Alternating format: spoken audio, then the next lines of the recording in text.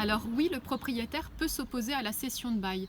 Déjà, on a besoin de sa signature écrite au propriétaire pour demander la continuation du bail entre parents et enfants, ou alors entre monsieur et madame. C'est une cession de bail, une continuité, une subrogation d'un point de vue juridique. Et donc pour ça, il nous faut la signature du propriétaire et il va pouvoir refuser de signer et vous serez obligé en tant que fermier de saisir le tribunal paritaire des baux ruraux pour obtenir la cession du bail. Et à ce moment-là, le tribunal paritaire des baux ruraux va vérifier si vous étiez, vous, un bon fermier, c'est-à-dire si vous avez bien exploité, mais c'est assez difficile à prouver, sauf si vraiment vous avez arraché des haies ou coupé des arbres sans l'autorisation du propriétaire.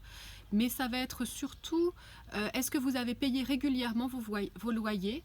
Et puis, est-ce que vous avez respecté tout le formalisme obligatoire? Par exemple, lorsqu'il y a eu le départ en retraite d'un copreneur, lorsqu'il y a eu la création d'une société ou une modification d'une société à laquelle vous mettez à la disposition, vous aviez l'obligation d'envoyer une lettre commandée. Est-ce que vous l'avez bien fait? Et donc, le tribunal va vérifier tout ça et vous pourrez être sanctionné par le refus de la cession de bail si par exemple il y a 10 ans lors de la création de votre EARL vous n'aviez pas envoyé la lettre commandée.